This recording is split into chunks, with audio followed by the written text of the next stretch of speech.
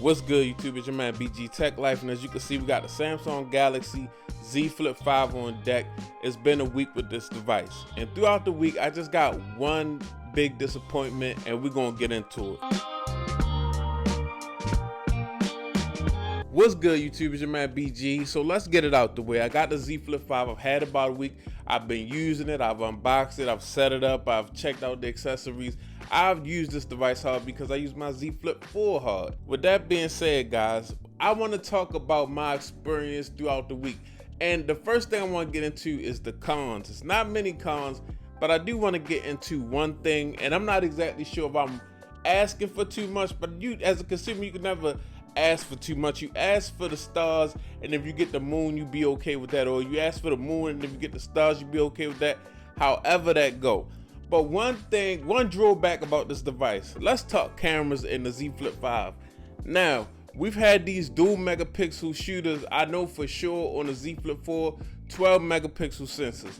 I wish that Samsung would step that up because this camera is all about fun. And when it comes to fun and people on cell phones, when fun people have cell phones, what do? They take pictures. So I just wish they would step those sensors up. You can get a lot of nice little pictures, nice little videos with these dual 12 megapixel shooters. But at the same time, guys, I feel like at $1,000, Samsung should be hooking us up with at least 50 megapixel shooter that's just got a little bit more dynamic range and things of that nature than what these 12 megapixel cameras got. They're getting kind of old, and it's just not holding up compared to some of the competition right now. Just go ahead and give us Flip fans some better sensors so we can do more with the camera. And somebody that's really into photography and want to do more with their device, go ahead and get them that great sensor so they can feel like they got a for sure shooter in their pocket when it comes to their cell phone. Also, guys, we got a glitch that I got to talk about. I don't know if anybody else Galaxy Z Flip 5 does this, but when I go to shoot video, as you can see, my window gets very narrow, and that's my viewfinder for 16:9. Doesn't do it in square or any other ratio, but 16:9, for some reason the window does this. I believe this is a glitch and it needs to be fixed in an update. Now, we got that out the way. Everything else is about to be a pro. Now, the build on this device, guys, is A1. I've been liking the build on Samsung Z devices for a while, but this year they really dialed it in. The smaller hinge, you can feel the difference and make the device more compact and pocketable, things of that nature. The frame just looks way better closed. It looks like a piece of art closed, guys, and that hinge just not protruding. I mean, it just looks way better and way more symmetrical. Also, I like the colors that they came out with, and I like the darker frame rails on the hinge. I think it looks really good. It's gonna go really good with a lot of accessories I use, and it just feels way more of a unit. Maybe just a little heftier because of the bigger outside display, but it just feels more premium than the Z Flip 4. And I never thought that the Z Flip 4 was not premium. I love the build of this device. At no point do you feel like this is cheap or cheesy or anything that's flawed and going to fail on you. Now, the cover display looks really good. I'm glad that they made it bigger and they're actually competing. And I just like the way that they did that, because now, at first on the Z Flip 4, I never used the cover display for anything. But now actually on this cover display, I will check notifications. I will check a calendar. It just feels a little bit more useful than years prior. So I really like how they did that. I don't like the bezels though. The one thing about those bezels, they're kind of big. I like how Motorola did it. Looks better, honestly. I'm not a fanboy to the point where I'm not gonna say that somebody else did it better. Motorola's outside display does look better, but at least on every color of the Z Flip 5, they made the bezel black, so it reduces that awkwardness and it looks really dope with cases. Overall, I'm happy they made a bigger outside display, and I'll actually use the outside display a little bit more. So that's definitely a win this year. That's definitely making this a real solidified Flip with a real usable outside display. I think that was dope. Now, the performance of this device, the thermals, the battery life, performance, all have improved from the Flip 4.